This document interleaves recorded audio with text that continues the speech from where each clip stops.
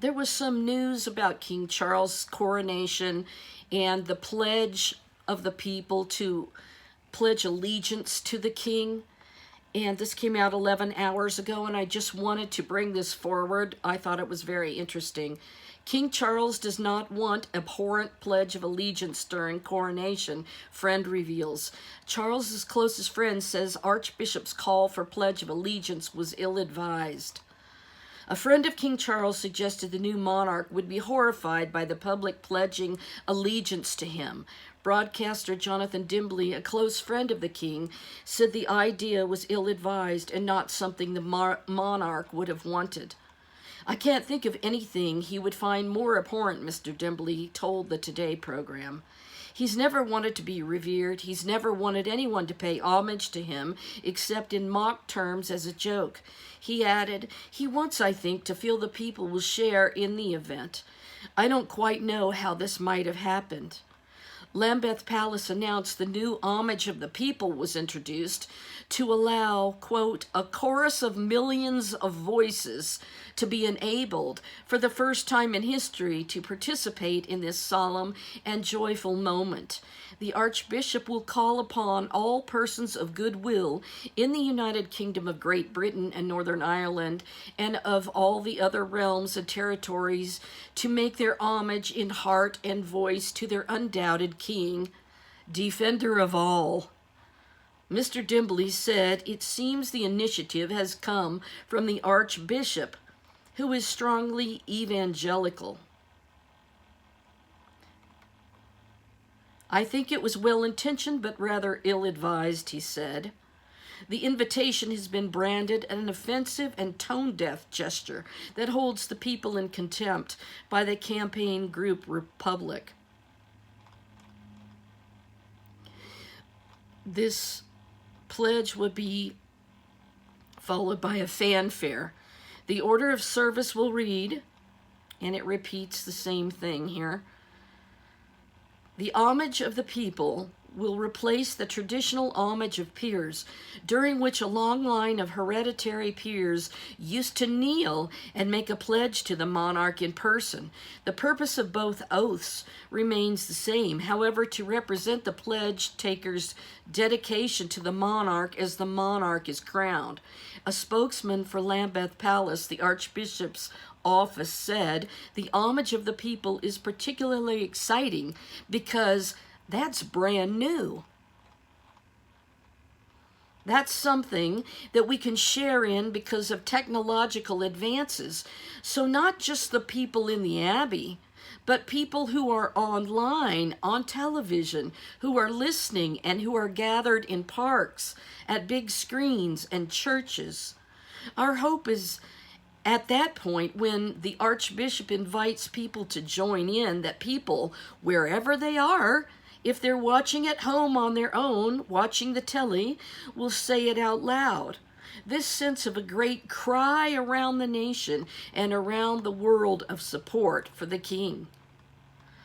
So I think that they're hoping that people worldwide will acknowledge that he is the rightful, undoubted king that's coronated upon that throne, because they want to put a king as the leader of the entire world, or at least a quarter of it, as some say. So this is very interesting news. And even though they said that he wouldn't want this, they're pretty much asking and will ask everyone all over the world that's watching to pay homage to this king and to pledge allegiance to him as the true king upon the throne, the monarch, and to be his faithful subject. Now, I told you about this, that when Israel accepts him as king, as the anointed one, then the people will have no say when the democracy turns into a monarchy and the king approves laws and bills of his own that he wants enforced. And the people won't have any say as his subjects, and he can implement any laws that he wants, including what is on his invitation that pays tribute to the vegetation god, the oak tree of the English royal oak that I told you all about, and its dedication to the green agenda, the climate change agenda, and everything that comes along with that. So this allegiance to the king is how the mark of the beast, which is a king, can go upon the people. He can demand that people take this mark to be showing that they are his lawful subjects. It's very easy how it falls into place. It doesn't have to be contrived or made up. You don't have to grab somebody over here and try to make them into something.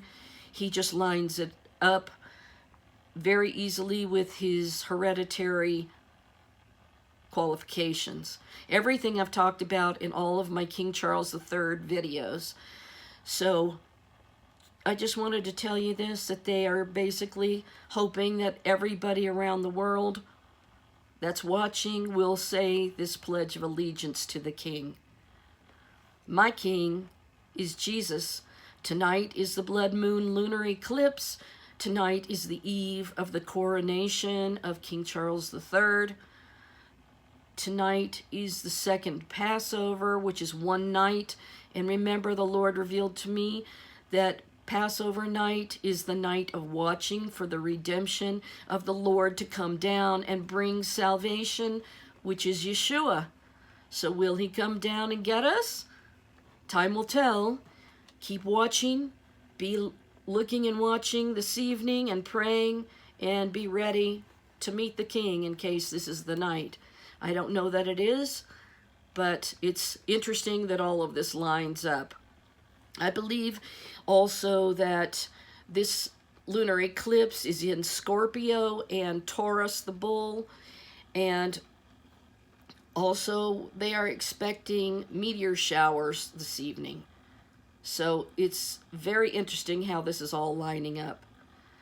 So that's all I had to tell you for now, just a quick bit of information for you. Like, subscribe, and share. My donation page is paypal.me/KKROCOCO. Thank you so much. I will talk to you later.